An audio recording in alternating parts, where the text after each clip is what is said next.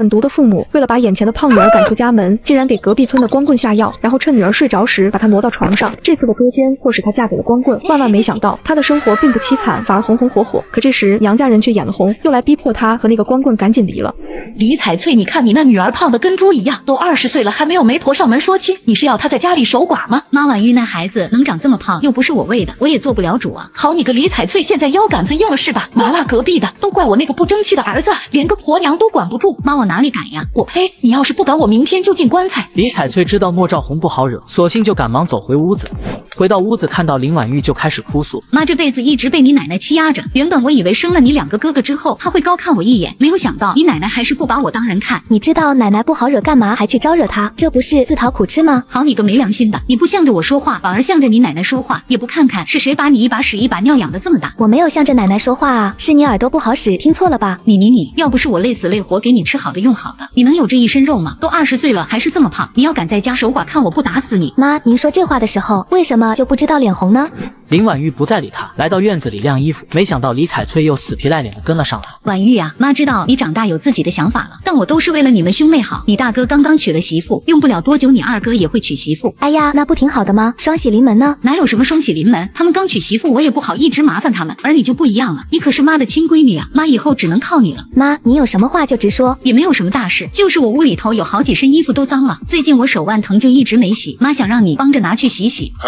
哦对了，你爸也换了好几身衣服在那里，你顺道也拿去一起洗掉。林婉玉已经忍不住想骂人了，但是想到这毕竟是自己的亲妈，也只好打住。我一定要摆脱这里，到城里边找工作，那里工厂和饭店肯定有人招工，我也一样能够养活自己。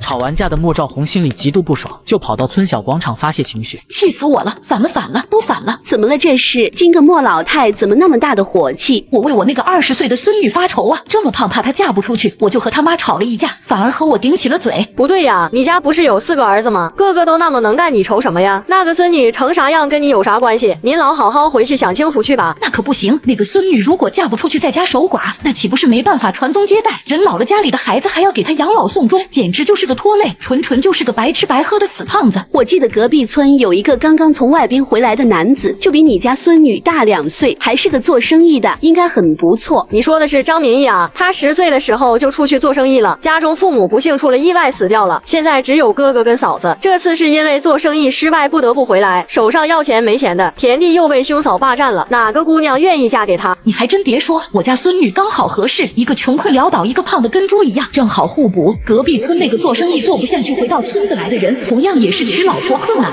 林婉玉也是难嫁出去的，2个人若是凑到了一起，那不是正好合适？莫老太，我前些日子打听到张明义的兄长这2日有操持着他相亲的事情，你要有兴趣的话，可以多关注关注。那真是太感谢了，后面的事情我自有打算。莫兆红打听到消息后，就迫不及待回家找林春总商议。张明义的事我也已经跟你说了，要让你女儿和他相亲，你这个当爸的怎么一点反应都没有？这个事情说到半，李彩翠正好从外面进来。妈，那个张明义愿意娶我们家婉玉。哟，今个太阳打西边出来了，你这个当妈的还对林婉玉的相亲感兴趣？是的呀妈，这女儿我养了这么久，我早就想着把她嫁出去了。我刚刚去打听了，这阵子张明义都在张罗着相亲的事情，过2日我就安排他们2人见上一面。妈，你觉得成的概率有多大？100%。那个张明义是做生意失败才回来的，他现在相亲的那些姑娘指定是看不上他，等到他没有选择了再让婉玉过去，指定是会选择婉玉的。你们这样做不得考虑一下婉玉的感受吗？她能有啥感受？长这么胖能嫁出去就不错了，你还指望她能做啥？行了，这个点婉玉应该快回来了，你们2个到门口把她堵住，顺便把相亲的事情告诉她，行也得行，不行也得行。爸妈嫌弃我胖成猪，逼迫我嫁给隔壁村的光棍，没想到我的生活越过越好，娘家人眼红，又来逼我和他离婚。我们要你和张明义相亲的事，你应该清楚了吧？我不要跟一个不认识的人相亲。李彩翠听了当场火冒三丈，别人家姑娘20岁的时候，孩子都已经会叫人了，你呢？20岁了还没有媒婆上门说亲，不得我们自己给你找吗？我自己的事情不用你们操心。麻辣隔壁的，你这个孩子怎么这么不听话？那个张明义是不怎么样，但是你得往好的方向想啊，现在已经改革了，咱们女人也不用像旧社会那样只手守在乡下，没有田你可以到城里边去打工啊，总有方法养活自己的嘛。李彩翠见林婉玉不松口，立马又玩起了苦肉计。我跟你爹把你拉扯大不容易呀，更何况我这身子一天不如一天，指不定哪天就去了。难道你也要一个人在家守寡吗？到时候别人怎么说你，又怎么说我？妈，您现在才40出头，咱们乡下人基本上都能活到90岁以上，别这么咒自己吗？李彩翠见自己说不过林婉玉，于是就示意林春种来说，但是她比较木讷，嘴巴笨，根本不会说什么话。我们都是为了你好，你听你娘的话。我不就是长得胖了点吗？为什么这么想把我赶走？既然这样，那我在这个家已经没什么意义了。行，我听你们的。林婉玉走进自己的房间，看着屋内那一张破旧的床铺，轻轻地叹一口气。这个家我已经彻底受够了，算了，无所谓了，相亲就相亲吧。这具身体对方未必看得上，就算看得上，到时候还可以离婚。莫兆宏的动作很快，家中院子已经摆好了酒桌，外头张明义跟着他哥嫂就提着东西上门来了。明义跟哥嫂都来了呀，赶紧进门，里面摆了酒席，正等着你们呢。李姐别太客气了，我们向来脸皮厚，你可不要介意啊。哎呀，不会的不会的，我们还巴不得你们脸皮厚呢。乔黎街可真幽默啊。哦对了，婉玉应该也在里面吧？在的在的，我们家婉玉可好了，到酒桌上我们细聊。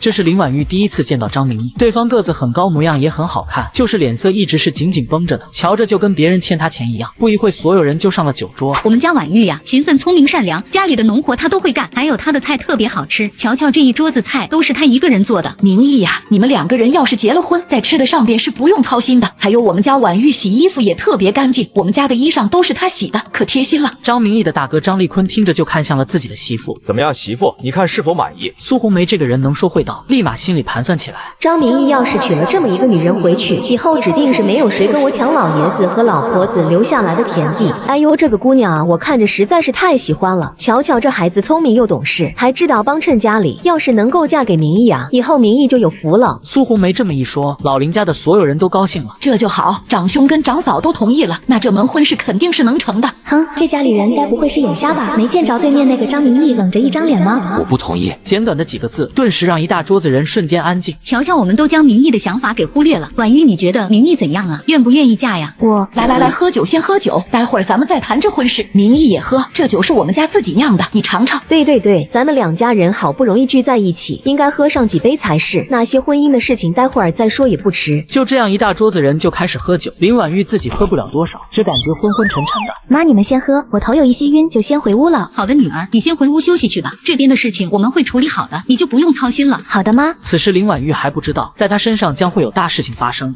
林婉玉刚走进房间，就听到酒桌那里又传来刺耳的声音。明义啊，你也不用太过于拘束，不中意我们家婉玉也不要紧，但是这酒啊，咱们2家人必须得多喝一些。李彩翠何时变得这么大方了？家里边酿的酒都是用大米来酿的，那都是值钱的东西，今晚众人喝去那么多酒，她不心疼了？林婉玉的脑袋迷迷糊糊的，也没有时间去想那些乱七八糟的东西，于是躺在床上没多久就睡过去了。睡得正香的林婉玉被尖叫声吵醒，竟看到张明义躺在了自己的床上。这不是张明义吗？他怎么会在我的床上？林婉玉吓得差点窒息，赶忙从床上坐起来。没成想李彩翠等人从外面冲了进来，回过神来的林婉玉赶紧把张明义推到了地上。你们2个臭不要脸的呀，当着这么多人的面睡到一起，就不怕遭天谴吗？妈，我没有，我是清白的。爸妈嫌弃我胖成猪，逼迫我嫁给隔壁村的光棍，没想到我的生活越过越好，杨家人眼红，又来逼我和他离婚。你们2个臭不要脸的呀，当着这么多人的面睡到一起，就不怕遭天谴吗？妈，我没有，我是清白的。死丫头，你给我闭嘴，丢人现眼的东西，我没有你这个女儿。骂完林婉玉，又接着骂躺在地上的张明义。张明义，你给我起来！昨日你还说不想跟婉玉结婚，我还当你是个实在的孩子，谁知道你居然偷偷的跑到婉玉的房间里边来，对她这么一个清白姑娘做出这样龌龊的事情，你还有没有人性？挨了骂的张明义这才艰难的从地上爬起来，他貌似头疼的厉害，不停的捶着自己的脑袋。张明义，这个事情你必须要负责。对，这个事情必须要给我们林家一个交代。林婉玉还是个20岁的懵懂姑娘，面对这个突如其来的事情，当场吓呆，开始暗暗哭泣起来。都够了，林婉玉，我有些话要问你。林婉玉被张明义拉到房子后边的草垛旁边，他只是盯着林婉玉，并没有任何说话的意思。而林婉玉被盯得心里边发了毛，只好硬着头皮上了。你要是不愿意跟我结婚，就不要结，我也不是一定要嫁给你才能活得下去。这一下可把张明义给气笑了。你们一家人这么想方设法的主导这一切，不就是为了让我娶你回去吗？20年来都没有人上门来说亲，好不容易等到我这个遭人嫌弃的男人出现，自然是想方设法的要撮合这一门婚事。你想的挺美，你家人想的更加美。面对张明义的这番话，林婉玉当然看得出是自己的家人在酒里边下了药，为了将自己嫁出去，家里人做出了这样的事情，是林婉玉自己怎么也想不到的。你们家里人这样搞也就算了，没想到我那个敬爱的大哥，还有当做一家人的嫂子，竟然会联合外人来这么对付我，可悲可恨呐！张明义，你当我稀罕嫁给你啊？我林婉玉长得是不怎么样，但也是有尊严的。你这样将我的尊严践踏在地上，你又能够高贵到哪里去？不想结婚就别结，你何必这样欺负人？我没有践踏你的尊严，你没有践踏我的尊严，干嘛还要说那些难听的话？我20年来没有媒婆上门说亲，关你屁事！我嫁不出去，关你屁事！用得着你来说？林婉玉气得说不出话来。你放心，我不会拿着昨天晚上的事情来威胁你。你现在马上走，滚出钟雷村，我家人那边我自己会解释。林婉玉气匆匆的转身就走，张明义却在这个时候拦住了他。你不能走，走开！麻辣隔壁的，你爸妈不喜欢你，关你屁事！他们都巴不得你快点嫁人，老娘死都不会嫁给你。张明义的唇瓣狠狠的抽了抽。咱们可以结婚，但是我不会碰你。你刚才说的啥？我说咱们可以结婚，但是我不会碰你。这个男人一定是脑袋有点毛病，你为什么要这样说？你在家也是活受罪，不仅要侍候一家人，还得受各种白眼。你要是嫁给我，我就给你钱，你想买什么就买什么。林婉玉一听，顿时来了兴致。你能给我多少钱？张明义看一眼林婉玉，就从自己的口袋里掏出来一张10块。这个年代的10块可不是小数目。林婉玉的身体一颤，她看着张明义，不明白他为什么又突然愿意跟自己结婚。我帮你摆脱父母，你帮我摆脱兄嫂。结婚之后，我不干涉你自由，你不得干涉我的去向。等到时机成熟，咱们就离婚。到时候我会给你一笔钱作为补偿。好，那咱们明天就去领结婚证。张明义见林婉玉这么轻易的就点头同意了，眉头下意识的又皱起来。奇怪，他怎么一点都不介意离婚的事情？两人谈妥后就一起来到了林家，打算解释昨晚的情况。爸妈，你们不要怪明义了，其实是我对张明义一见钟情，迫切的想要嫁给他，才让他到我房间里边去的。林家人觉得自己被耍了，他们煞费苦心的做这一出，到头来其实啥都不是。昨天晚上分明是我们在2个人的酒里下了药，才让他们睡到一起，这现在怎么又玩这一出？为了事情不被暴露，李彩翠只好顺着林婉玉。你们2个人有感情，那自然是最好的，我们这些做父母的做长辈的也就放心了。为了演得逼真一些，林婉玉亲自将张明义送到村头。原来是婉玉和明义啊！我听说你们俩刚喝完酒就入洞房了，这啥时候结婚生子啊？我们这做邻居的也好随一份礼钱。就是，你们2个人什么时候结婚？林婉玉一听就知道是在挖苦自己，但她并不感觉有多么丢人。我们明天就去领结婚证。林婉玉要嫁人的消息很快就传遍了整个村子。然而李彩翠跟林春种更是着急，下午就去找张立坤商量林婉玉结婚的事情。爸妈嫌弃我胖成猪，逼迫我嫁给隔壁村的光棍。没想到我的生活越过越好，杨家人眼红，又来逼我和他离婚。怎么样，亲家？这婉玉和明义的婚礼该怎么操办？公婆在几年前刚刚去世，我们家是不宜操办太隆重的婚礼的。我们打算只请附近的一些亲戚，办个10来桌，意思意思就行。行，简单一些挺好。这2天我们准备，3天之后就带着东西去你们家把婚事给定下来。至于彩礼，别人家是多少，我们就给多少，不会少给你们的。反正这彩礼不是我们出示张明义出，他要是没有彩礼就不见。行，嫁妆我们也按照村子里边的标准来。李彩翠看一眼林春种，显然是不满意他说的这句话。和张立坤夫妇谈妥后，李彩翠2人刚回到家就开始吵了起来。你不会说话就别说话，咱们准备的嫁妆要是都按照村子里边的要求来，他们家给的彩礼咱们还能剩多少？人家愿意按照村里的标准来给彩礼，咱们不得按照村里的标准准备嫁妆？咱们要是准备的少了，咱们女儿到了那边不得受委屈？虽然林春种比较木讷不会说话，但是自己女儿自然还是疼的，她没有李彩翠那么重男轻女。受委屈怎么了？她受一点委屈能让咱们家富裕一点，我觉得值。那些彩礼加上我们添的，买个2、8杠肯定妥妥的。到时海龙跟玉龙上街能骑上2、8杠，村里边谁敢瞧不起咱们？李彩翠口中的海龙和玉龙，实际上就是林婉玉的2个哥哥。你想买那东西可以想其他方法，你要是克扣了婉玉的嫁妆，村子里边的人怎么说你？婉玉心里边不难受？我可不管别人怎么说，等我买了2、8杠，村子里边的人只会羡慕。至于婉玉，她长这么胖能嫁出去都是好的了，她都应该给祖宗上香保佑了，还难受个啥？这下林春种被对的不说话，家里的钱都是李彩翠管着，林春种就是想给林婉玉准备嫁妆也没有那个能力。第2日一早，林婉玉跟张明义就搭上村里的顺风车去领结婚证了。结婚证我们已经领到了，过2天我到你家去定亲，你准备。行，回头我去买一身好看一点的衣服，到时候留着结婚穿。好。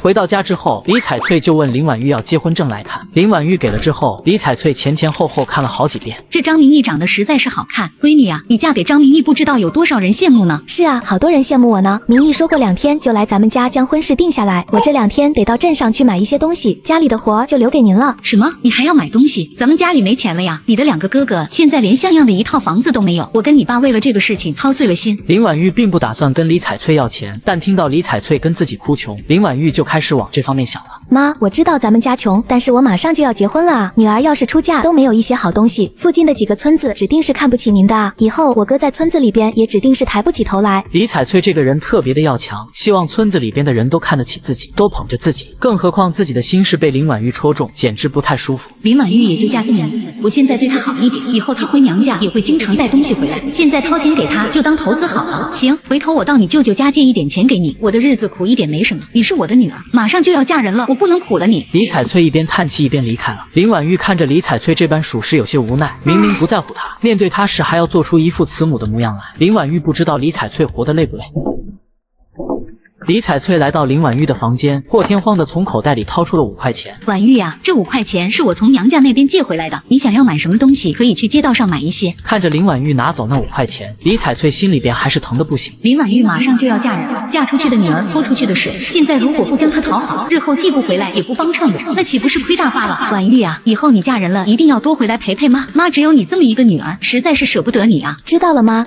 林婉玉拿着钱出门后，李彩翠则是到村里边使个劲的炫耀。我就这么一个女儿，现在她要嫁人了，我哪里不心疼的？她说想买一些东西，我就卖了粮食，凑了20块钱给她去买，到时候还要置办嫁妆，别人家的女儿有的我也要给我女儿准备。置办嫁妆那不得花不少钱？当初我女儿嫁人的时候，一辆28杠，棉被啊、衣柜啊、锅碗瓢盆那些都是要有的。大妹子这么疼婉玉，你一定都会准备了吧？那肯定是要准备的。嫂子家里富裕，按我说你就这么一个女儿，电视机、裁缝机、28杠这3大件得准备出来。我是疯了不成？这些钱留给自己的2个儿子盖房子不好吗？儿子才能给我养老，儿子才能给家里传宗接代。女儿嫁出去了，就跟泼出去的水一样，生了孩子也是别人家的。到时候我们去看看嫂子都给婉玉准备些什么嫁妆，也好长长见识。当着这么多人的面，李彩翠的谎话几乎圆不下去了。我倒是想给婉玉准备，但是婉玉说她不要。不对吧？昨天我路过你家门口，还听婉玉说想多要嫁妆呢。李彩翠尴尬的都想找个老鼠洞钻进去，只好从那些女人堆里边灰溜溜的离开。所有人都盯着她给林婉玉准备嫁妆一事，她就是不想准备也难了。晚上林婉玉从镇上买东西回来，她用张明义给的那10块钱给自己买了2件漂亮的衣裳，剩下的钱就买了一些平日里需要用上的东西。快进村子时，林婉玉趁着没人，找了个地方将自己买的2件衣服藏起来，自己用剩的钱也藏了起来，这才提着一些日用品回家。今天的活都是李彩翠在做，看到林婉玉这么晚才回来，那心里边立刻就不高兴了。怎么现在才回来？林婉玉准备将东西拿到房间去放，结果李彩翠抢了过去，就是一通猛翻。没有车子，我走路回来的，都这么晚了，怎么也没做饭。李彩翠翻了半天也没有翻到对自己有用的东西，随后就开始念叨：我拿钱给你是让你买一身好看的衣服的，你拿去买这些乱七八糟的东西做什么？那5块钱根本就不够买衣服。妈嫌弃我胖成猪，逼迫我嫁给隔壁村的光棍，没想到我的生活越过越好，娘家人眼红，又来逼我和他离婚。我拿钱给你是给你买一身好看的衣服的，你拿去买这些乱七八糟的东西做什么？那5块钱根本就不够买衣服，我给你钱了，你自己不买，不能怪我不给你，还不赶紧去做饭，一个个的只知道吃，没一个知道去做饭的。我刚刚回来太累了，你叫大哥或者大嫂去做，他们2个人每天都很闲。结婚证都领了，再不久就会嫁人，林婉玉也就不像以前那样由着李彩翠使唤了。你哥是男人，哪里有男人做饭的？你嫂子刚刚嫁过来没几天，我使唤她去做饭，别人不得说我刻薄儿媳妇？那就别吃了。李彩翠一听肺都快气炸了，但又想不到什么法子让林婉玉去做饭，只能眼睁睁看着林婉玉离开她的视线。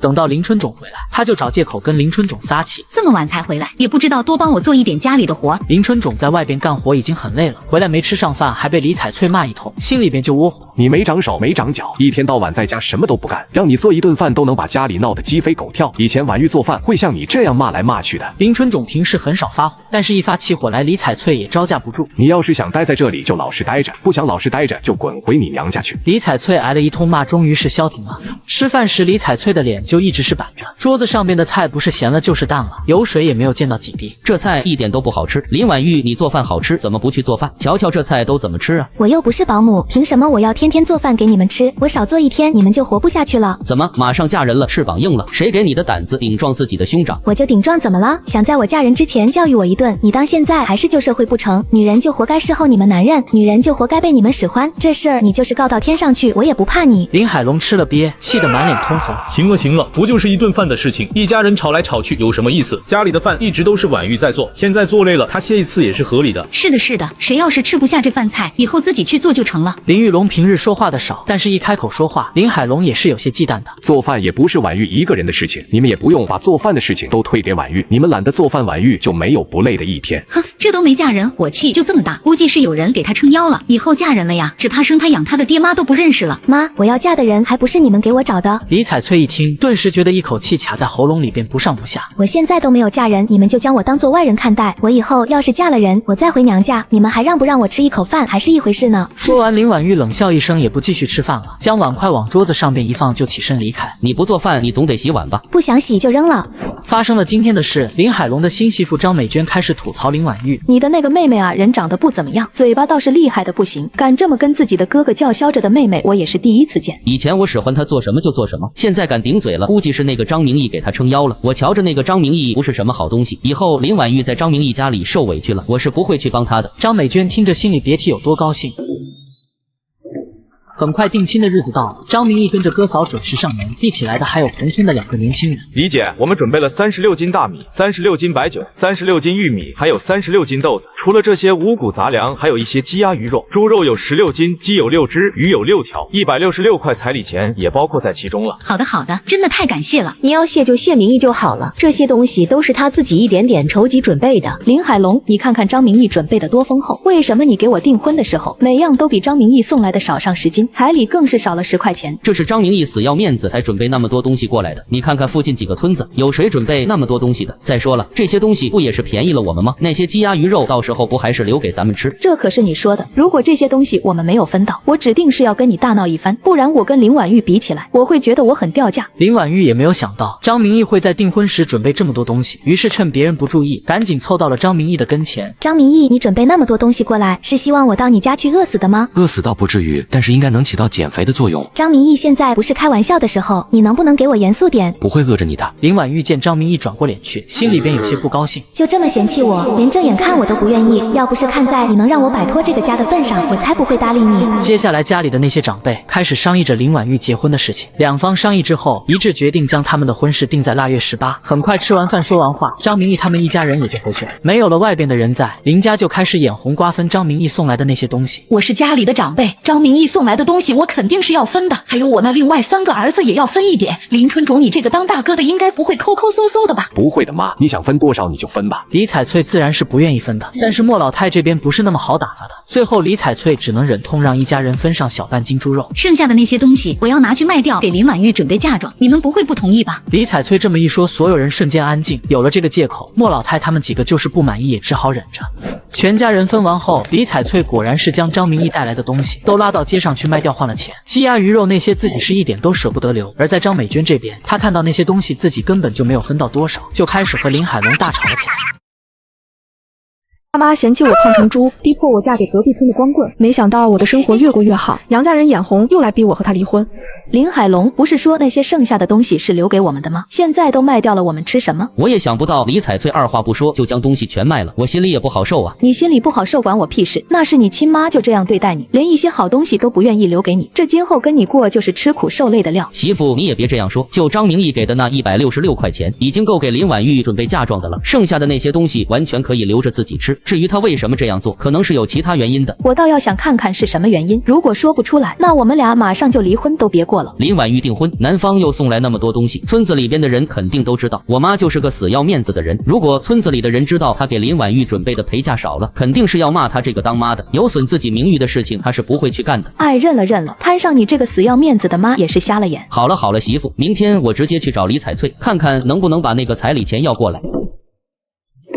妈，你为什么要把那些东西卖掉？张明义给的166块彩礼钱能不能分给你大儿子一些？李彩翠在村子里边不痛快，回头自己的大儿子又要问自己这些，一时间怒火冲天。我不把那些东西拿去卖掉，拿什么来给林婉玉准备嫁妆啊？我这辈子光是给你们准备结婚的事情，头发都掉完了。犯得着给林婉玉准备那么多嫁妆吗？她就是个吃里扒外的东西，你给她准备再多的嫁妆也是浪费。你当我愿意给她准备嫁妆？准备的少了，村子里边的人骂我在卖女儿；准备的多了，我自己又没有钱，我能怎么办？想来想去，李彩翠是不愿意让自己挂上卖女儿的帽子，因为这帽子一旦戴上了，一辈子就取不下来了。你管别人说什么，咱们自己的日子过得好了再说。还有那个张明义去哪里弄的166块钱，说给就给，还有那些东西加起来也要100来块钱了，还能去哪里拿的？肯定是借来的。他没田没地的，又不能卖粮食，哪里像我们家田多地多，没有钱了可以卖点粮食换钱。一辈子也没有去外边几次，李彩翠的格局也就在自己家的田地上面，认为只有种田种地才能有钱。妈，林婉玉的嫁妆是怎么办的？还能怎么办？过几天就得准备出来。李海龙一听就不太高兴了。就在这时，张美娟竟破天荒地走了进来。妈，林婉玉长成这个样子，你为啥偏心对她这么好？张明义送了那么多的彩礼不说，你还给她准备那么多嫁妆，凭什么？儿媳妇啊，我也是被迫逼不得已呀，村里人都看着呢。如果没有能匹配张明义那份彩礼的嫁妆出来，到时候不仅村里的人骂我卖女儿，就连附近的村子也会跟着骂，我这老脸往哪搁呀？妈，你太死要面子了，我比林婉玉漂亮那么多，身材也比林婉玉的苗条，这让我感觉很掉价。儿媳妇，你也不要太担心，等林婉玉嫁出去走了，我会想办法给你补齐的。现在我对她好，后续她也不会忘了我，一定会回来探亲的，而且探亲也没有空手的道理，到时我再分一些给你，你看行吗？儿媳妇。是的呀，媳妇，你看妈对我们多好，你就别生气了，不然伤了身子就不好了。行吧行吧，其实我也不是胡搅蛮缠的人，只是就林婉玉长的那个样子，我是真的心里不平衡。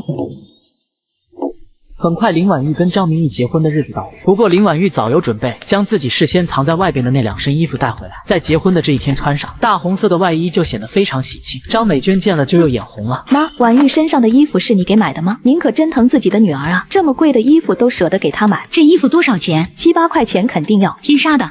李彩翠正要去找林婉玉问个明白，但是她已经没有机会去质问林婉玉了，因为这个时候张明义已经来到，穿着一身西装的他一出现就被村里边的男人女人给围起来。明义长得好帅啊，真是便宜林婉玉那个胖女人了。就是啊，这附近10里8村的，放眼望去也没有谁有张明义这么好看的。有人羡慕的同时，也就有人嫉妒。这男人光长得好看不顶用，得家里有田有地，嫁过去才能享福。就是，张明义家里啥都没有，属于自己的那些田地还被哥哥嫂子给霸占了。林婉玉嫁过去也是吃苦。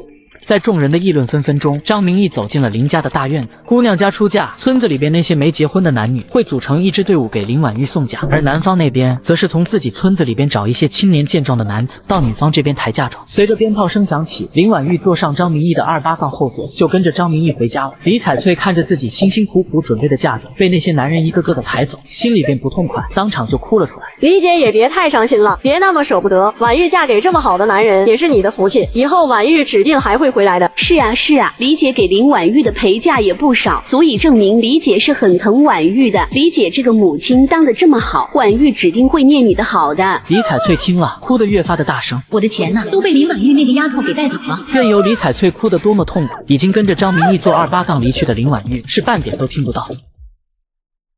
爸妈嫌弃我胖成猪，逼迫我嫁给隔壁村的光棍，没想到我的生活越过越好，娘家人眼红，又来逼我和他离婚。你这自行车是哪里来的？这么晃会不会爆胎啊？小胖墩，结婚的日子你能不能说点好听的？张明义，你说谁胖呢？不理你了。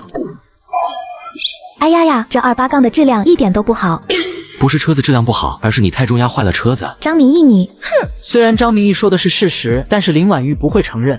新娘子来了，可以开席了。瞧那女人长着一身肉，这张明义娶了她，到底是亏了呀。就是，他费那么大力气借那么多钱准备彩礼，到头来却娶了个胖子，屁用没有。众人的消息这么灵通，其实都是苏红梅传出去的。很快众人开始吃席，吃完也就回去了。明义啊，这里的垃圾你打扫一下，我和你大哥有点事就先走了。这里垃圾这么多，我一个人怎么打扫？这不开玩笑的吗？哎，怎么跟你长嫂说话呢？没大没小的。好了，张立坤，你能不能少说点？明义啊，我们确实有些事，忙完一定回来帮你。我信你个鬼！你要知道，你干活不是为了别人，而是为了你自己。你让婉玉看到你这么勤快，肯定会夸你是个勤俭持家的好男人的。林婉玉刚嫁过来，这会儿则是在屋子里边观察自己的新家。这张明义家这么漂亮，比我以前住的强100倍啊！那个床好别致。这床是真的结实，我之前睡的那床特别容易塌，这下终于可以睡个安稳觉了。只是他不知道，张明义在准备这婚房的时候，可是下了不少功夫的。是谁在外面拿着扫把轴子搓地？好好奇，我要去看看。张明义，你怎么一个人在打扫院子？你大哥大嫂呢？不知道。你的婚事应该是兄嫂操办的才对，这个时候他们都不在，还留下一堆垃圾，是几个意思？不知道。两个不知道直接把林婉玉整个亚麻呆住，之后也就不再追问。此时张丽坤跟苏红梅正关闭房门，躲在房间里算账。为什么只有这点？总共加起来都没有40块钱。本来请的客人就不多，关系近一点的会随一些礼金，关系远点的也会送3、4斤大米。你还想要多少？这婚礼是我们替张明义操办的，只有这点钱，我们不就亏了？亏啥亏？那些彩礼和买的东西都是张明义借钱买的，我们也只是出了个体力活。我不管，老娘累死累活的忙活这么多天，就拿到这么一点，我不乐意。你不乐意又能怎么办？这不是张明义的礼金吗？你能把它私吞了不成？张嫂如母，我相当于一个母亲，给她忙前忙后的，我私吞她一点礼金怎么了？那你要怎么跟张明义交代？就说宴席上的肉有一部分是跟人赊账的，现在拿到礼金就要把钱还给人家。我操！媳妇特么还是你牛逼！这些钱一捞到手，到时再卖一些米，买个2、8杠，那不是妥妥的？反正现在张明义靠的是我们，就算他到时心里有想法，量他也不敢说我大。没问题，媳妇，我们夫妻合力，这事绝对行得通。两人密谋完，从屋子里出来，就看到院子已经被收拾的差不多了。婉玉真是好姑娘，刚刚嫁过来就这么勤快。那肯定的呀！来，你们都过来，我们有些话要跟你们说。从张明义的口中，林婉玉大概知道苏红梅不太好相处，但现在又看到苏红梅对自己一脸和善，她也不敢下定论苏红梅是个什么样的人。怎么办？没事的，一起去看看吧。一路上，苏红梅始终面带微笑，试图来打消两人的戒备。如今你们两人也已经结婚，我们这做兄嫂的也松了一口气了。嫂子这些天也是辛苦，父母不在，你们的婚礼简单了一些，到底也是我们做兄嫂的没有能力。刚刚我跟你哥在屋里将今天收的礼金算了算，拿那些礼金去还赊肉的钱外，已经所剩无几。亲戚们送来的那些大米，我们也舍不得自己留着，过一会你们都抬走吧。张明义一听，眉头紧紧的皱了皱。我这个做哥哥的自然不会坑自己的弟弟，当时见你四处找钱，日子实在是艰辛，我们也不好跟你说。现在收到的这几10块钱礼金，刚好够还那些账。明义，你大哥说的对，父母不在，我们会好好照顾你跟婉玉的。在这个世上，我们就是你唯一的亲人，两兄弟能帮衬的一定要相互帮衬。夫妻俩说的话掏心又掏肺，演的就跟真的一样。我刚刚嫁到这里，一切都还不熟悉。张明义眼神犀利，这里的事情都交给他做主，指定是没有错的。张明义不说话，沉思了许久。他只要不说话，张丽坤两人就一直提心吊胆，生怕他会仔细看那些账本。你们说什么就是什么。行，那么回头我们就替你把那些账给还清了。林婉玉转头去看张明义，见张明义一脸若有所思，就知道他心里什么都懂。既然懂，还选择沉默，显然是不想计较那么一点小事。既然他都不计较，那我就更不用多说了，反正坑的又不是我的钱。说完了这结婚的所需要的费用，张丽坤两人又提起了分家的事情。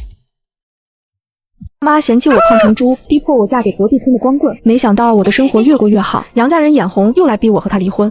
分家的事情我们原本是不想这么快提的，但是你们以后肯定会有孩子，我跟你大哥也有自己的孩子要抚养，为了不连累你们两个，想来想去还是尽快将这个家分出来比较好。可是还有啥可是的？我们有压力，你又不是不知道，你在外边借的那些钱，我们实在是没有能力帮你们还，希望你们能明白。两人的话，林婉玉深深记在心里。之前还不清楚苏红梅跟张丽坤的为人，现在是彻底清楚了。分家之后就会变成两家人，以后不管张明义发生什么事情，都跟他们没有半毛钱关系，好狠心啊！都听你们的。这么多年，爸妈一直是我们在照顾，家里的事情也一直是我们在操心，所以爸妈的房子和田地也应该归我们。你们两个没意见吧？林婉玉有意见，但是她也不好说。苏红梅嘴巴又厉害，刚刚嫁过来的林婉玉肯定是争不过的。既然争不过，那就让张明义去争。没问题，爸妈的那一份田地你们都拿去好了。张明义的一再妥协让林婉玉气得头冒白烟。这个张明义他不是个傻子，没田没地，我们吃什么？就是想做点其他的，也得有本钱啊。但是属于我的那一份田地，你们一定要分给我。吓我一跳，还好不是很傻，要不然真的要去喝西北风了。那是自然要给的，不然你们吃什么呀？不过什么？就是你不在家的这几年，我们在你的那块地里种了很多果树，如果现在都挖出来把地让给你，那岂不是太浪费了？张明义眉头皱了皱，沉默不说话。明义，你看这样行不行？靠近钟雷村的那一块地给你，那块地也有2亩，并且离婉玉的娘家又近，到时你们干活干累了去吃饭也方便。张丽坤，你哑巴了，说话呀！是的呀，明义，那块地离我们这远是远一点，但也远不了多少。不知怎地，林婉玉突然笑了起来。这林婉玉突然这么笑起来，怕是有什么病发作了。嫂子您啊，就是太善良了，以至于被人忽悠。您在明义的那块地上种了果树，估计是听了村里人的话了吧？村子里面的人那也是好心，我想着他们说的有道理，就在明义的那块地里种上了果树。嫂子，我看您真的是被人忽悠啦。明义的那块地是靠近大马路的，对不对？而且还在村头，村子里面的人谁不经过那里？这有什么问题吗？到时候果树结了果，走在路上的人谁看不到？大人不会做出偷吃的事情来，但是小孩嘴巴馋，看到果子能不哭着要果子吃？以前只想占张明义那块地，也没想那么多，这种果树怎么也得种个7、8年到10来年，就算他回来了，我们也有理由不给地啊。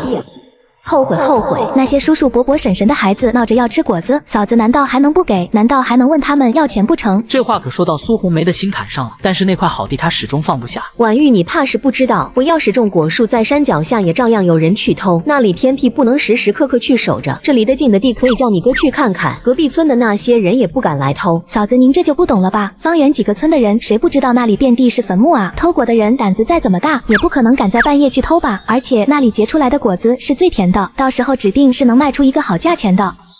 唉，我能说的就只有这么多，我也是为了您好，听不听那也是你们的事了。林婉玉脸上依旧是笑呵呵的，瞧着是一点都不将这个事情放在心里。苏红梅看到林婉玉一脸不在乎的模样，心里就犹豫了。张立坤，你是怎么想的？这我也不知道。再留在这也没什么意义了，还是回去吧。大哥大嫂还有明义，我有些累了，就先走了。好的好的，路上小心点。我已经把话说得这么明白了，意思没有明着说，但也是很明显的。我不相信苏红梅跟张立坤听不懂，他们要是假装听不懂，到时候我就想办法把那一块地给抢回来。哼！回到家的林婉玉正要躺床上休息，就看到了镜子里的自己。好胖啊，要身材没身材，要脖子没脖子，这个模样也难怪张明义嫌弃，我自己都嫌弃的不行。减肥必须要减肥。下定决心后就躺在床上睡过去。醒来时发现外面已经天色已晚。明义，你在干嘛呢？临时分家来不及搭建厨房，只能暂时在这里做饭，到时我会找人来搭厨房。你还会做饭啊？自然是会做的，就是做的不太好吃。一个人的时候，张明义都是随便打发1日3餐，现在刚结婚，林婉玉又刚刚过来，自然不能再随便打发了。婉玉这一身肉，得多吃点才不会饿着吧？我来这里吃你的，喝你的，用你的，要是还让你做饭，就是我的不对了。以后就让我来做饭吧。张明义点了点头，也就不再说话了。清晨，两人刚从床上醒来，就听见院子里传来刺耳的声音。这里打一个洞，将柱子钉紧一点，不然容易倒。篱笆一定要立得高一点，最好有1米高，别到时候有人顺着篱笆爬到我这边来。林婉玉听着，眉头下意识地皱起来。明义，你大嫂昨天刚分完家和地，现在又来分院子，是一点亏都不能吃呀。他们就是这样的人，我们还是出去看看吧。嫂子，您真是个勤快的人啊，这么早就来这里立篱笆，倒是能让我偷了些懒。我这个当嫂子的多做一点也是没关系的嘛。如果不立个篱笆，家里的小孩就会经常跑到你家翻东西，我这个做嫂子的也过意不去啊。可是将院子隔开到底是我不厚道，但是为了以后着想，我也只能这么做。希望婉玉不要往心里去。这个苏红梅虽然是乡下的女人，但是脑子好使，心眼又多。她说这话，如果我再揪着不放，那岂不是要落下话柄？那嫂子先忙着，我该去烧饭了。看到林婉玉走进屋去，苏红梅冷笑了一声，满脸的嘲讽无处遮掩。林婉玉，跟我斗你还嫩了点。张立坤，你瞧瞧那个林婉玉，果然是个傻子。昨天咱们争爸妈的田地，他是一声不吭的坐在旁边，今天我又让人来隔院子，他居然也是半点意见都没有。这不正合你的意？照这个情况下去，张明义这辈子是不可能东山再起了。媳妇，我们也不能掉以轻心。那个林婉玉没有脑子，但是明义还是有脑子的。咱们这么做，他心里肯定会记恨的。他要什么没什么，我还怕他记恨？是以前他在外边吃香的喝辣的，但是现在还不是靠我们。我现在给他好脸色看，他就应该感恩戴德。苏红梅话音刚落，张立坤终于是绷不住了。可明义毕竟是我的亲弟弟，他刚刚结婚没2天，这又是分家又是分院子的。我刚刚在外面就听到有人背后议论，这让我感觉丢了面子。张立坤，你胆子肥了是不是？敢在我面前叫嚣，就你有面子，我没有面子是不是？媳妇，我行了，张明义现在不如从前，现在一切都要靠你这个当大哥的，你还怕他不成？你还是男人不？几句话直接把张立坤对得不说话。没错，媳妇，一切都听你的，我们没有必要怕。张立坤嘴上说不怕，但他毕竟是张明义的亲大哥，看到苏红梅把事情做得那么绝，他心里始终过意不去。不行啊，我还是去跟张明义解释一下吧。明义和婉玉啊，我这过来是想……眼前的几筐苹果瞬间让张立坤眼红了。明义，你买这些东西都花了不少钱吧？是花了不少。那你是去哪里借的钱？怎么有那么多钱买东西？跟以前的那些朋友借的，到时候要多还一半给人家。张立坤一听，顿时狠狠地松一口气。没事的，明义，没钱了咱们可以再赚。哦，对了啊，今天我过来是想跟你说件事，这不咱们兄弟不是分家了吗？所以院子也要分成2份。我知道，早上我过来是要跟你说的，但看到你家的大门紧紧关着，我也不知道你不在家，所以就没说。张立坤刚说完，林婉玉那心里头的火气就一溜一溜的冒出来。那个苏红梅不要脸，没想到这个张立坤也这么不要脸，这撒谎脸是一点都不红啊！大哥，明义不在家，你就不能等2天再把院子隔开吗？我们又不会跟你争那院子，您这么着急，只会让村子里边的人看了笑话。林婉玉这么一说，直接戳中了张立坤的心坎子上了。弟妹说的对，这个事情到底是着急了些。我劝过你嫂子，你嫂子说家里的孩子会跑过来翻你们家的东西，我也不好说什么，所以这也是为了咱们2家人好。苏红梅那娘们不要脸面，但我这个大男人肯定是要的。真搞不懂那么着急分院子干嘛，真是狗着急都要跳墙。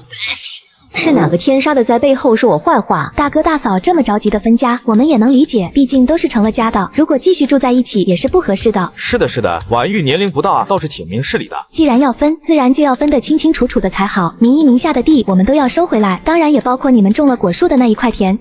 婉玉啊，这件事我得回去和你大嫂商量商量。商量是你们的事，你先听我把话说完。这个事情我仔细想了想，觉得还是不退让了。我收回那一块地也是为了你们好，省得村子里边的人在背后议论，说你们做兄嫂的做人不厚道，一直霸占弟弟的田地。哼！林婉玉这么一说，对的张立坤眼神飘忽不定。行，既然没什么事了，那我就先走了。张明义等张立坤离开之后，就开始张口说话。我以后并不打算种地，跟他们争这些没用，只会让自己不高兴。他们最喜欢的就是争田争地，争赢了他们就高兴。但是我就是不想让他们高兴，他们都把你坑到这个地步了，你还任由他们胡来，你咽得下这口气，我还咽不下这口气呢。怎么也是跟张明义领了结婚证的？张明义的东西就相当于林婉玉的东西，都是站在同一条船上的。林婉玉不会让自己人受了委屈。区几亩田地，你要是喜欢，日后都留给你。张明义这番话让林婉玉感觉莫名其妙，觉得浑身上下都不舒服。不管谁怎么说，现在只要有田有地，能保证我不被饿死就行了。刚才和林婉玉的交谈让张立坤大感不妙，于是赶紧在院子里找到苏红梅，神情慌张的就把她拉到了房间里。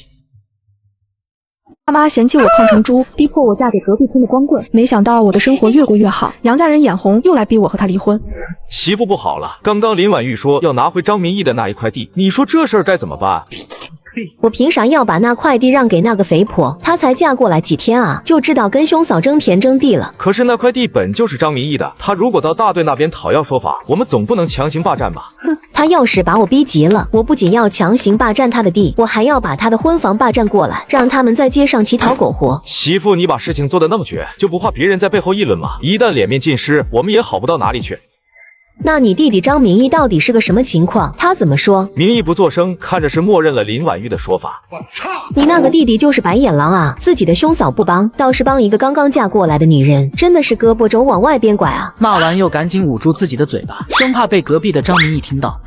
这个事情不好办，之前以为只要种上了果树，就有理由不把地让给张明义，如今人家非要那块地，咱们不给又不好，给了又感觉心疼。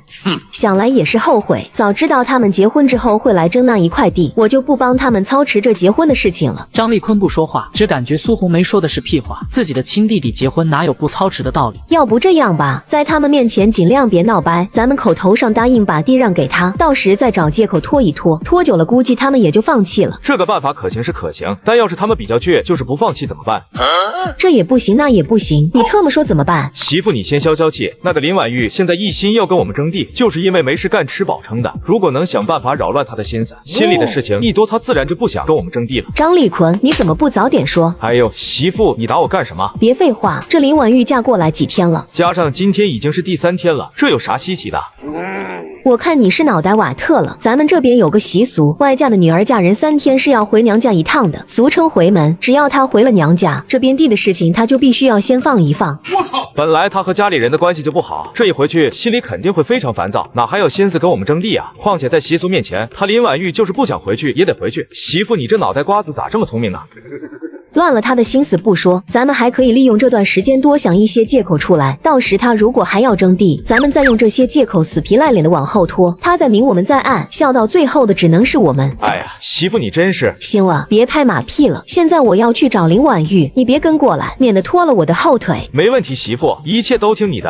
两人密谋完之后，苏红梅便端着一张笑脸跑去找林婉玉。婉玉真是勤快的好姑娘呢，才嫁过来就跟着明义干活。你要知道，嫁到咱们村的所有姑娘里面，面，就你最懂事。听着苏红梅的话，林婉玉就知道她不安好心。嫂子过来是有什么事情吗？敌不动我不动，敌人装死我装死，没到撕破脸的时候，我是不会露出任何把柄的。你大哥跟我说那快递的事情了，后面我们就去把果树挖出来种到其他地方去，到时你们就用那快递来种苞谷花生，也能有个好收成。那就辛苦嫂子了，要是没有什么事情，我们还要搭建厨房呢，不然下了大雨就做不了饭了。哦对了，还有一件事希望婉玉一定要记在心上，就是咱们这边有个习俗，外嫁的女儿嫁人3天是要回娘家一趟的，俗称回门。婉玉刚刚嫁过来，这个习俗肯定是要遵守的。那真是太感谢嫂子提醒了，明天我就收拾东西和明义回娘家一趟，家里的事情就有劳大哥大嫂费心了。那倒没事，你们路上小心一点就好，最好能多过几天，好好孝顺你的爸妈。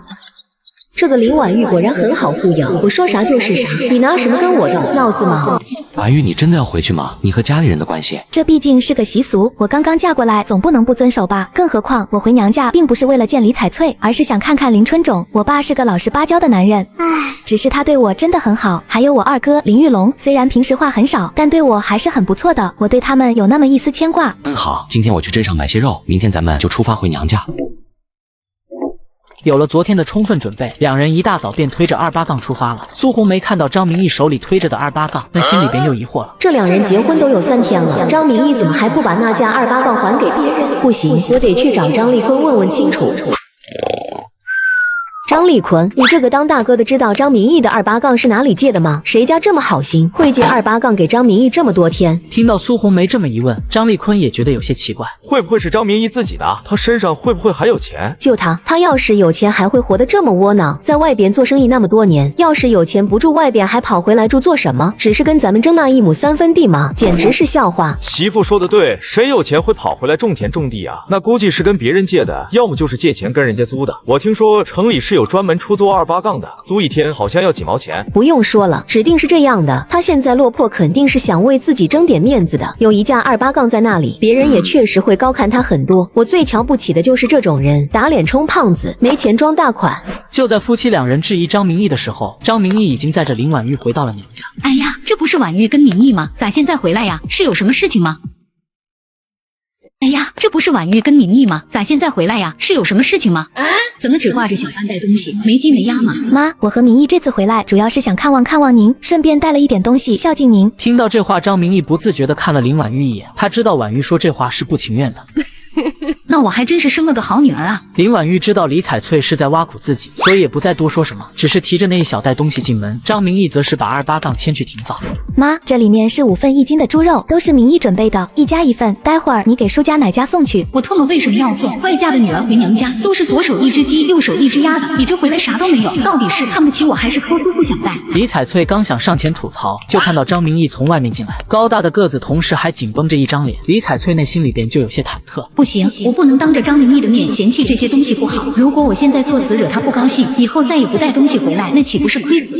行，回头我给他们送去。妈，你还是现在送过去吧，要是你太忙了，我自己送过去也行。林婉玉哪里会相信李彩翠？她知道李彩翠大概率会独吞。给人送东西这么有面子的事，怎么可能让你这个外嫁女去干？想抢我功劳，门都没有。行，我现在就拿过去给他们。不甘心啊！我本想等她回去之后就将这些肉私吞下来，不过这林婉玉刚嫁过去几天，怎么变得机灵那么多？妈，你在小声嘟囔什么呢？没嘟囔什么，婉玉你应该是耳鸣了吧？不过婉玉你也真是的，你那几个叔婶都不在家，你还给他们准备这些做什么？你就是给他们送再多的东西，他们也不念你的好啊。我2叔和4叔到了过年都是要跟公奶一起吃饭的，你就把他们那2份拿到我奶家里，至于我3叔那份，你直接送到他家就行。这个时候3叔一般都会待在家里，哪也不去。什么？这林婉玉现在都敢无视我的话了？李彩翠怎么也没想到自己也有被林婉玉无视的一天，心中的怒火无处发泄。这个女儿真是白养这么大，胳膊肘往外拐，不给自己的亲妈多分一点，反而分给莫兆红那群人有什么用？还有那个张明义也是，一点都不会想事情。妈，这是婉玉带回来的东西，我这拿过来孝敬您。哎呀，婉玉真是孝顺了，出嫁了还知道回来孝敬家里的老人。李彩翠一听，顿时心里就不高兴。她倒是孝顺你们，却没有孝顺我这个当妈的。哦，对了，这是您家老2跟老4那2份，他们2家经常来你这吃饭，妈记得顺便把这2份给他们。莫兆红又多拿2份的肉，脸上的笑容变得更加的浓郁。这么多肉可以用来熏腊肉，等过年的时候就可以吃了。李彩翠不想看到莫兆红脸上的笑容，随意敷衍几句之后便转身离开。回到家之后，就看到林春种和张明义正笑呵呵的交谈。我的烟丝正好没有了，还说哪天到镇上买一些。你看你这一回来就给我送那么多，我倒是不用去买了。爸，你以后如果还需要，我会再给您送来。原来是媳妇回来了啊！你看婉玉跟明义好不容易回来一趟，是要在家吃饭的，家里也没什么好菜，你就去把院子里边的那只母鸡杀了吧。什么？家里就一只母鸡，现在杀了过年吃什么？你那个鸡笼里面难道就只有一只鸡吗？婉玉跟明义回来一趟，你连只鸡都舍不得杀。婉玉回来就带了1斤猪肉给我，1斤猪肉才1块多钱，家里的那一只老母鸡都值3、4块钱，这怎么想都是不划算啊！你怎么一天到晚都在想着钱？钱难道比你的女儿跟女婿重要吗？爸，你们就别吵了，没能买到鸡鸭，就买了些肉带回来，到底是寒酸了些。我这里有20块钱，你们就先拿去用，不够的话，等我下次回来再给你。李彩翠看到那20块钱，惊得瞪大了双眼。这个张明义果真是不简单，现在对他好一点，以后指定还会得到更多的东西。哎呀，明义，你咋这么客气呢？林春种，你这是干啥？明义给你钱你就拿着，不拿你就是看不起他这个做女婿的。明义，你在这里好生休息，我这就去杀鸡做饭。婉玉，你也别闲着，还不赶紧过来帮忙？拿到20块钱的李彩翠嘴角忍不住上扬，虽然她不吃亏，但是她又是那么的贪得无厌，赚到了一点还想赚到更多。两人在拔鸡毛的时候，李彩翠就趁机向林婉玉哭诉。我跟你爸辛辛苦苦一辈子也存不到什么钱，这眼看着就要过年了，别人家都开始熏腊肉了，我们家到现在还什么都没有。我要是有钱，现在早已经买肉回熏了，哪里还要去看别人熏腊肉？林婉玉听到李彩翠这么诉苦，就知道李彩翠是想让她给钱买腊肉。妈，您这生活还是好的，不愁没饭吃，还能想着熏腊肉的事情。你是不知道我们家有多苦，吃了上顿还得愁着下一顿，就连过年有没有肉吃都说不定，到时候也只能看着人家吃。哼，诉苦谁不会？林婉玉这么诉苦，李彩翠倒是有些不好意思了。然而林婉玉却不知道，她说的这些话，屋内的张明义全都能听到。嫁给我，她就这么担心挨饿吗？李彩翠担心林婉玉会问她要鸡要鸭回去过年，于是连忙说。这日子都是慢慢过出来的，我们手上一点钱都没有，不像你叔他们家，他们都是有本事的，根本不愁这些。你爸没有本事，不知道出去赚钱，天天待在家里，也只能靠着几亩田地过日子。林婉玉听着李彩翠的话，只觉得好气又好笑。忙完之后，林婉玉来到自己的房间想休息一下，不料却发现令人震惊的一幕。续接上集，嫁出去的女儿第一次回娘家，竟看到自己的房间变成了垃圾场。我才出嫁第3天，我的房间就变成了这副模样，可见我那个亲妈是多么希望我离开这个家。就在这时，林春种带着张明义走了进来。我之前还劝你妈让她别动你的房间，她不听，说那个房间留着也是浪费地方。你要是想休息啊，可以到你二哥的房间休息，他现在不在家。没事，我不累。一旁的张明义看一眼林婉玉，他只是紧闭嘴巴，眼神深邃。饭后，林海龙开始关心张明义的那一架28杠。张明义，你那架28杠多少钱？新的要160块钱，这么便宜，我还以为很贵呢。村子里边都羡慕有28杠的人，我还当是多金贵的东西。那你可以买一架。我哪里有钱买？没钱还说这东西便宜？回头我让妈给我买，她有钱。婆婆不是说她没钱，刚刚还跟婉玉说没钱。当女儿的哪里能跟儿子比？我开口问她，她能说没钱？几番话下来，林婉玉已经不想在这里待着了。咱们回去吧，家里还有事情要忙。张明义点了点头，然后就去把那架28杠推过来。李彩翠看到后赶紧过来挽留。你们这么快就回去了呀？你看我也没有什么东西送给你们，你们就这样空手回去，我这个当妈的也挺内疚的。林婉玉听到李彩翠这么说，立马转身。妈，我记得咱们家有好多红薯，就在你的床底下，你给我弄半袋过来，我带回去烤着吃。这个年代，粮食都是很金贵的东西，不然李彩翠也不会把红薯藏在自己的床底下。林婉玉当然知道李彩翠不愿意给，随即灵机一动。明义，我记得你也喜欢吃烤红薯，对不对？咱们多带一点回去，过年闲着了，可以烤红薯来吃。我什么时候说自己喜欢吃烤红薯了？是，烤红薯好吃。张明义说完，林婉玉就笑了，脸上的肉往眼睛上边挤，眼睛又变成了一条线。婉玉这般的笑，感觉比以前要更加的顺眼一些。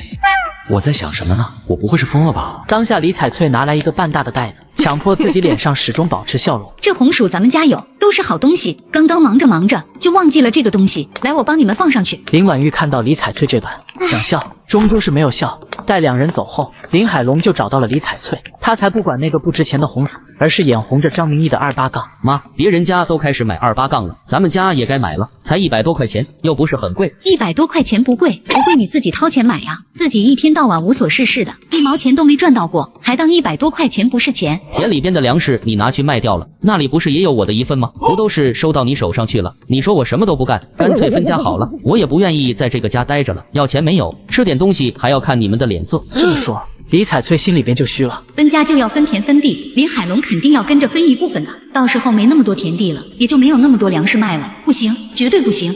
你们才刚结婚，这么着急做什么？这个事情到时候再说。李彩翠不愿意提这个事情，于是赶紧急匆匆的就出门了。两人回到家后，张明义就老早出去了。苏红梅卡着他出去的这个点，便去找一人在家的林婉玉。婉玉啊，你跟嫂子说说，明义的那一辆28杠是跟谁借的啊？瞧着都借回来好几天了，也没给人还回去，是不是不太好？不知道是跟谁借的，明义没跟我说。如果还不打算还回去的话，明天能不能借给我用1天？我打算去镇上买点年货。林婉玉扫了苏红梅一眼，不借。苏红梅愣了一下，显然是没有想到林婉玉会拒绝的这么干脆。上次看到他的时候，他还对我笑呵呵的，怎么今天就变成这个样子了？难道是他发现了什么？嫂，这车子是明义借别人的，借1天要给别人8毛钱呢。您明天想借去用也行，拿8毛钱来就行。借别人的车子1天要8毛钱？不是，婉玉啊，咱们都是最亲的人，明义跟丽坤又是亲兄弟，我们做哥嫂的问你们用1天的车子，你还……嫂子，您借车子去用，不会是想让我们帮你们出这个钱吧？婉玉，你说啥呢？我们怎么会是那样的人呢？嫂子，你也别说我抠门，那个车子我没有说话的余地，我手上也没有钱，你想借那车子就去跟明义借，明义给你拿去用你就拿。这个林婉玉瞧着好像没有那么老实好欺负啊。这我知道，我们也是着急用，你们借别人的车子1天还得给别人8毛钱啊。苏红梅还是不太相信，想再次确认一下，不然谁愿意借这个车子给我们？刮着蹭着都得赔。苏红梅到底是舍不得掏钱的，没办法，只好回去了。回到家便叫张立坤再去打探其中的虚实。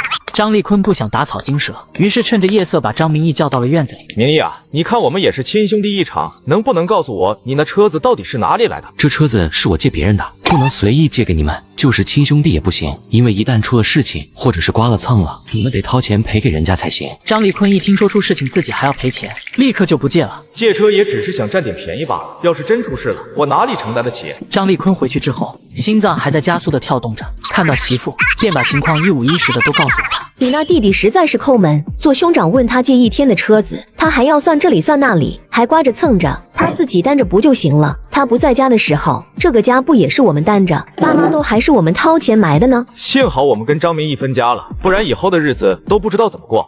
由于昨晚没有借到车子，两人还是气呼呼的，一大早又在院子里商量着田地的事情。张立坤，现在村子里面的那些人都在盯着张明义的那一块地看呢，你说咱们要不要把那一块地还给张明义？原本已经决定要慢慢拖着，让张明义自动放弃那一块地，但是现在村子里的人都在议论这个事情，苏红梅就有些招架不住。你问我，我去问谁？我要是说把那一块地还给张明义，你说我没出息；我要是不还，村子里面的人骂到头上来了，你又把责任都推到我身上，说我没有担当。回头你去问问张明义，过阵子要不要到城里面去？如果去的话，咱们就租他的那一块地，回头拿点谷子给他。张立坤听着，眉头皱了皱，怎的？想通了？我能想通什么？那块地咱们不能交给张明义，一旦张明义要回去了，想再要回来就麻烦了。咱们就打着租那块地的名义，每年给一点粮食给他，日子久了，张明义就是想要回那一块地，也是不可能了。行，我去问问张明义，看他怎么说。苏红梅满意的点了点头。现在咱们首先要做的，就是要把村里人的嘴巴给堵上。恶毒嫂子为了彻底将田地占为己有，便让丈夫上门租地。明义啊，你过阵子还进城去不？张明义停了手上的动作，转身瞥了张立坤一眼。是的，过阵子我会到城里去。既然你都要到城里去了，那块地估计你现在也用不上，不如先租给我们。租给自家人肯定要比租给外人更加的放心。屋内的林婉玉一听就知道他不安好心，随后来到外面，强迫自己笑呵呵的。大哥。张立坤看到这般的笑，心里面就一阵哆嗦。大哥是想租我们家的那一块地啊？是的，是的，婉玉你没说错。张立坤不敢跟林婉玉谈，便去问张明义。明义你觉得如何啊？你问婉玉，婉玉答应租就租，不答应就不租。哼，一口一个婉玉，喊得还挺顺口。大哥有什么问题可以问我，明义对这些事情并不怎么擅长。这肥婆比我想象中要精明很多，还是小心为妙。婉玉啊，明义过阵子又要进城去，那块地不种东西的话，也是要租给别人的。租给别人还不如租给我们，别人租地给多少粮食，我们也给你，你看行不行？张立坤情绪激动，大口喘气。行啊，为什么不行？不过您得跟我们签一份协议，签了就把那块地租给你们，不签就不租。还要签协议？什么协议？就看你们要租多少年，在这期间你们必须按时交付一定的粮食，要是不给，我们随时可以把那些果树挖出去，然后把地要回来。那还有还没完呢，别打断我说话。租地时间到期之后，你们必须要把地还给我们，不能逾期。张立坤听着，眼皮子一抽一抽的。哼，跟你们做交易，我肯定不会手软，自己的后路肯定是要铺好的。大哥，你回去跟嫂子好好说说，我们签订的这份协议只是为了以防万一。哥嫂是个守信用的人，这份协议对于你们来说就是一个摆设不是，我相信你们会理解我们的做法的。林婉玉始终保持笑容，一副人畜无害的样子。婉玉啊，大家都是亲兄弟亲姐妹，咱们签了这样的协议。大哥大嫂也说过，亲兄弟要明算账，这样才不会有矛盾不是？就像您把这院子拦起来一样，不也是为了明算账吗？哎呀，那院子其实是你嫂。我这么做也是为了两家人着想，但是您这么排斥签订这个协议，难道是想……我能想什么？婉玉你真是会开玩笑。大哥要是没有什么意见的话，就回去跟大嫂好好商量商量，等会儿我跟明义把协议写2份出来，您过来签字就行了。好吧。回去之后，张立坤就把这个事情跟苏红梅说，苏红梅那眉头皱的就没停下来过。林婉玉分明是在防着咱们，她就是居心不良，没有想到那个肥婆的心眼这么多，还知道签订协议。她认识字吗？会写字吗？你也真是蠢，就这么答应她了。我能不答应？别人都明着说了，不签协议就不把地租给咱们，我能怎么办？你特么是个当大哥的，还说你能怎么办？他还说亲兄弟明算账，还不会闹矛盾，还利用这个院子来当说辞。我能跟他争？我怎么跟他争？而且那块地本就是人家的，人家也只是提了这个条件。这个肥婆果然不简单，难道她知道我们的计划？我去跟她说，屁用没有你这事。苏红梅气哼哼的正要出去，却被张立坤一把拦住。你去能说什么？跟他撕破脸皮？这个时候撕破脸皮对我们没有任何好处。而且张明义现在看着好像还有一点能耐，日后进城去，生意要是做起来了，我们也能跟着占点好处。这还用你说？我当然不跟他撕破脸皮，我就是去看看林婉玉怎么说。你也跟着去啊？我也要去啊。婉玉啊，刚刚你跟你哥说要签订协议，是不是真的啊？是真的。听到林婉玉这么痛快，苏红梅一时间也有些尴尬。这都是一家人，签订协议就见外了啊？都是一家人，我嫁过来当天就分家，嫁过来第2天就分院子，也是见外了啊。这个是林婉玉一直记着呢，嫂子也说过亲兄弟得明算账，不然会闹矛盾。你们又不会坑我们不是？那协议对你们来说影响并不大，除非你们以后另有打算，不想把地还给我们，不然也不会这么排斥签订协议。林婉玉丝毫不给他们面子，张明义在一旁只是静静的坐着，并不掺和。我们可从来没有这么想过啊，明义啊，嫂子对你如何你是知道的啊，这么多年我们从来没有亏待过你啊。嫂子，这个事情就按照婉玉的意思来，你要是不想做，回头就把地里面的果树给挖出来，我转给别人做。这张明义都这么说了，我要是再撒泼耍无赖，指定是要撕破脸皮的。行，你们把协议写出来吧。到这一步，苏红梅已经进退两难。张明义点头之后，便去找纸笔来写协议。张立坤在一旁不知道要说什么，他们怎么也想不到两人的态度会这么的强硬。没什么意见的话，就在这里签字，然后摁手印。我不想摁手印，张立坤，你这个当大哥的你去。我也不想。你们拿1份，我们自己也留1份。我这么做也是为了咱们2家人不闹矛盾。协议既然已经签了，在规定的时间内，你们按照协议的内容来，啥事都没有。要是苏红梅存在坏心思，不按照这个协议来，那么就有的玩了。我自然是明白你这么做的目的的。好了，没有什么事情的话，我们就先回去了。好，嫂子慢走。苏红梅内心里面其实已经快要气炸了。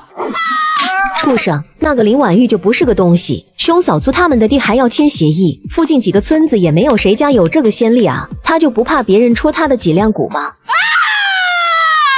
气死我了！已经计划的好好的事情，被林婉玉一杠子全打碎了。张立坤，媳妇，我啥也没干啊。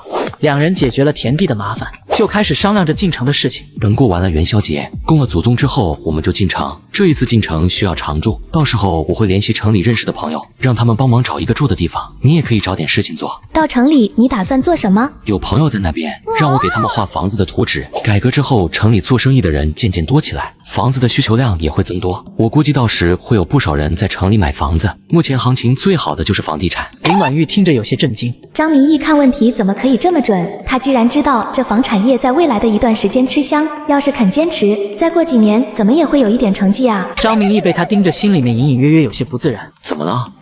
没什么。到城里你就是没有事情做也不用担心，我不会让你饿着的，有我一口吃的就有你一口吃的。林婉玉听着，心脏微微哆嗦着。这张名义对我也太好了吧，分明是搭伙过日子，怎么他还想着养我了？我才不要你养着。张明义看一眼他，眼神深邃的好似一汪清泉。不需要我养着，我这是怎么了？听到这一句话，为什么我的心里面有些烦躁？把腊肉烘干带去城里吃，我先出去了。幸好张明义提醒，不然我都忘记我做的腊肉了，还是腊肉比较重要。哼。上集，两人坐着车进了城，然而刚出车站，身后就传来男人的声音。等一下，前面的是明义吗？来人正是张明义的朋友，叫陆全军。你怎么过来了？我听他们说你今天会回来，就一大早过来这里守着了。他是谁？她是我老婆。老婆？真的是你老婆？是，过年之前刚刚结婚的。明义，你真是让人意想不到啊！当初城里就有不少姑娘看上你，要你去做上门女婿，可你死活都不愿意，怎么回家一趟就多出了这么一个心宽体胖的老婆出来了？哼，你这人怎么说话呢？好了好了，你的这个车子还得借我一段时间，我有用。你想用就用，咱们兄弟两个还说什么客气话？有住的地方没有？没有的话我来安排。刚到城里，目前还没有住的地方。行，你们跟我来吧。这房子空了很久，你们以后住在这里，想住多久都行。好的。这房子以前都是谁住的呀？里面的东西那么齐全，我们住进来都不需要另外准备。以前我跟他买的。买的？你们俩一起买的？那刚刚陆大哥还给我们带路。确实是我们买的，只不过明义很少来这里，我又有其他地方住，这里就空出来了。林婉玉一时间居然不知道要说点什么。他们以前做的什么生意这么有钱？要是哥嫂知道张明义在城里还有一套房，那将会是怎样的一副嘴脸？看什么？订婚的钱跟结婚用的钱，不会都是你借的吧？是借的，就是还不还都行。还不还都行，那还叫借？原本对张明义渐渐有些熟悉的林婉玉，这个时候对他又有一点陌生了。张明义在外面与人相处的如何，那是他的本事，我和他只不过是合作伙伴，等到时机成熟就各奔东西，我只能靠我自己，明天就出门找事情做。第二天，林婉玉在城里转了一圈，并没有看到哪里有贴招工人的广告牌。老板，请问你这里要不要洗碗煮饭的工人？你太胖了，饭量太大，不要不要。一家碰壁，林婉玉就换另外一家。老板，请问你这里招工吗？我们饭店需要形象好的，你这个模样只会把客人给吓跑了，你还是找别家吧。听到对方这么说，林婉玉的心里面难免有些挫败。正当她准备回家另外想办法时，身后却有一道熟悉的声音喊住了她。是婉玉吗？看到是自己的婶子季秋霞，林婉玉一下子觉得亲近了许多。婶，你怎么会在这里？我就在这附近做工啊。今天饭馆里面没有什么人，老板就让我提前回家了。没想到在这里碰到你，你是跟明义来的城里吗？现在住哪里呀？对，我跟张明义来的，昨天刚到，现在住在他兄弟的房子里面。至于那房子是张明义跟陆全军买的，林婉玉也不好说。婉玉啊，你刚刚在街上是要去做什么？我看你愁眉苦脸的。我想找点事情做，要不回头我去问问我那个老板，如果要人的话，你到我那里去做事。只不过我那里的工资比较低，一个月也就10多20块钱，唯一好的就是中午包吃一顿。行，那婶儿就去问问，别人能收我是最好的，要是不收，我再另找就是了。两人又在路上闲聊了一会，林婉玉看了看日头，也不再多待，随后跟婶子道别便回去了。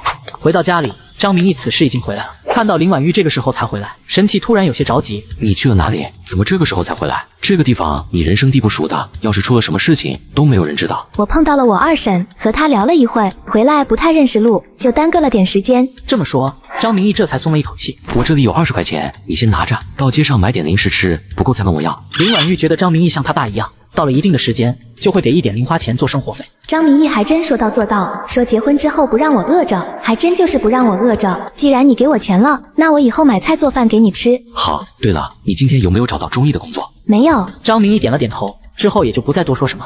第二天，林婉玉继续到外面转悠，但是跟昨天一样，他还是没有找到工作。看着头顶上的烈日，他深深叹了一口气，随后找了一个阴凉的地方坐着休息。我身上的肉多的好像怀孕6、7个月，一走起路来肥肉就一哆嗦一哆嗦的，这样的身材怎么可能会找到工作？他想哭，但是又哭不出来。好在他现在有张明义和有住的地方，不至于流落街头。休息了一会，林婉玉就到附近的菜市买了些菜，然后就往家走。下午季秋霞忙完了饭馆里面的事情，就到这边来找林婉玉。婉玉啊，今天我问我们老板了，他说不招人手，实在是对不住。没事，回头我再找找就行了。林婉玉笑着，心里面却很酸涩。实在不行，你可以回乡下去，在乡下种田种地，不会饿着自己。就在这时，张明义从外面忙完正好回来。季秋霞看到后急忙上前嘱咐：明义啊，你可得好好安慰婉玉，别让她为了工作的事情操心。林婉玉一听就有些不好意思，起初她并不打算让张明义知道自己找工作不顺利的事情，婶子这么一说，张明义就都知道了。